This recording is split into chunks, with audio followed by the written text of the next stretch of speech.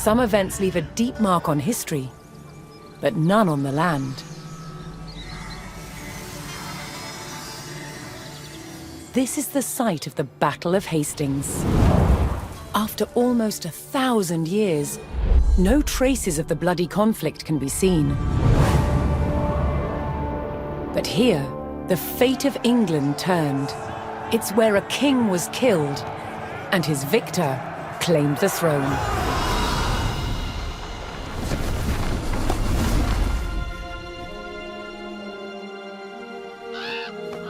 October 14th, 1066. We know what happened here on this day, thanks to this. The Bayeux Tapestry. A carefully preserved, illustrated record of events. It shows the main players. Harold, the newly crowned Anglo-Saxon King of England, and his challenger, William, Duke of Normandy. William claimed the previous king had promised him the crown. So, he assembled an army and prepared to sail to England to fight King Harold for the throne. But a storm thwarted his plans.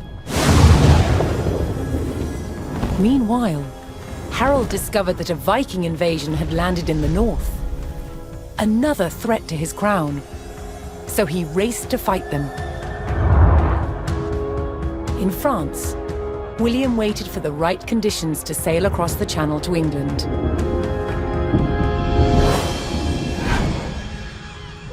The weather cleared.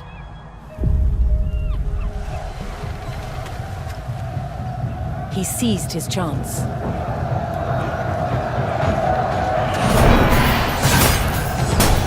250 miles north, Harold had defeated the Vikings. Now, hearing of William's arrival, his army sped south. At 9 o'clock in the morning, on this hill, William's Norman army were ready to do battle with Harold's Anglo-Saxon men.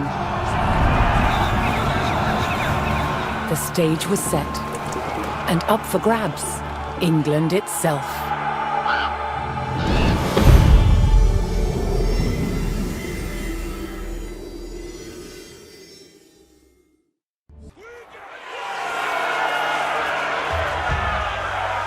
On October 14th, 1066, William of Normandy stood ready for battle at the base of a hill.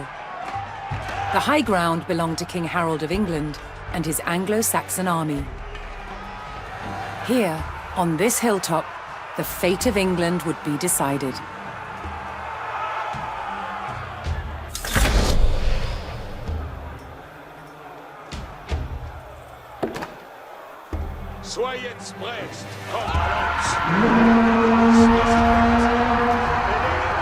William's Norman army made the first charge, launching a direct assault on the shield wall.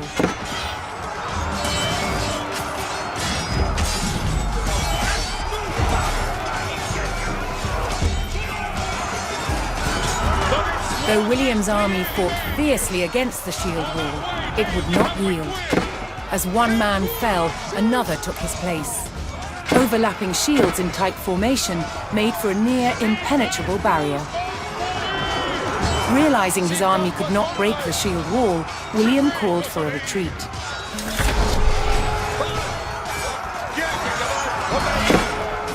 He aimed to lure the Anglo-Saxons into a false sense of victory, causing them to break formation. William's feigned retreat was working. The Anglo-Saxon army broke their shield wall formation, leaving gaps for William to make a move.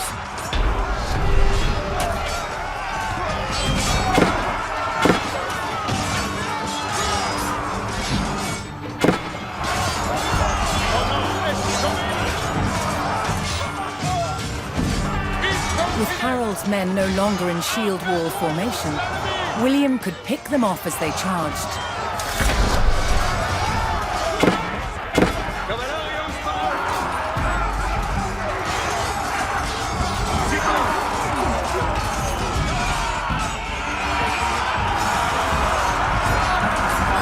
The Anglo-Saxons had deployed rows of spearmen to push back the invaders, but William had an answer: his sharp-eyed archers.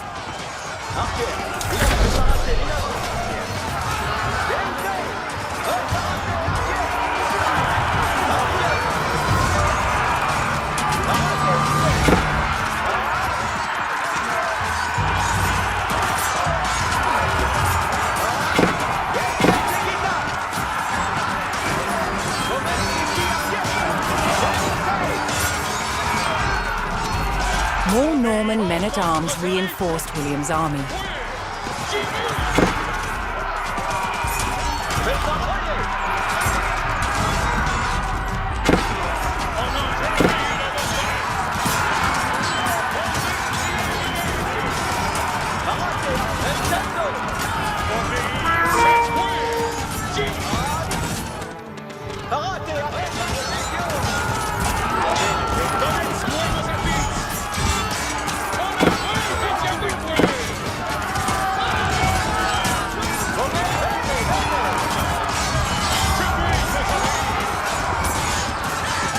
Anglo-Saxon archers joined the fray, and the Normans' deadly cavalry ready to charge.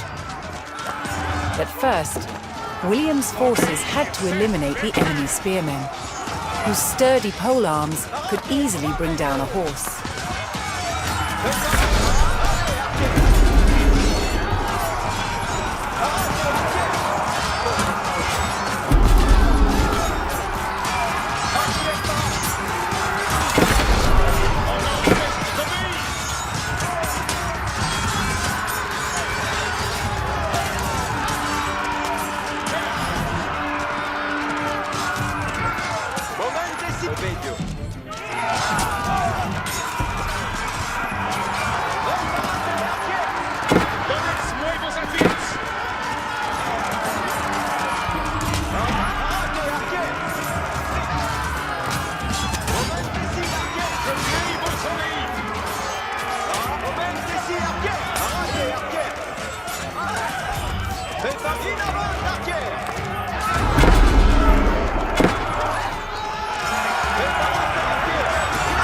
With the threat of spearmen cleared from the field, William's cavalry was free to charge at the Anglo-Saxon archers.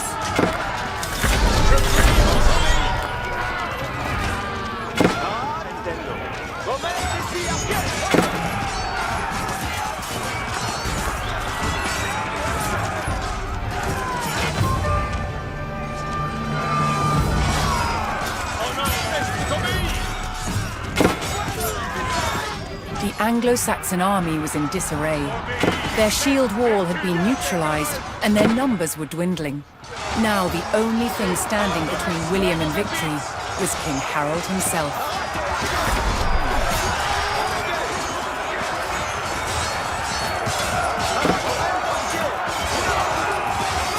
The last of Harold's men encircled their king, prepared to lay down their lives to save his.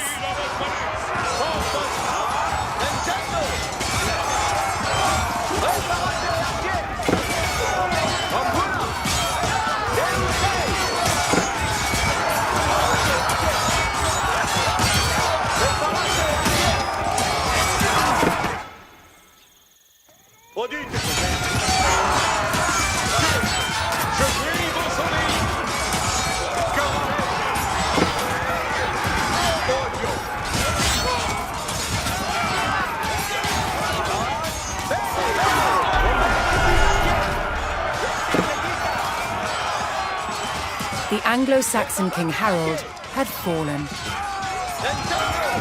In the confusion, some loyal soldiers fought to the death, while others scattered in panic.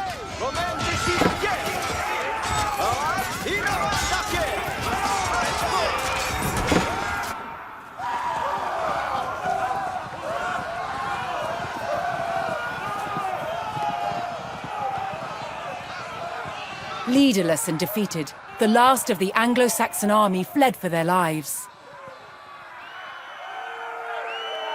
The Normans celebrated victory over the English king, but William's quest to rule England was just beginning.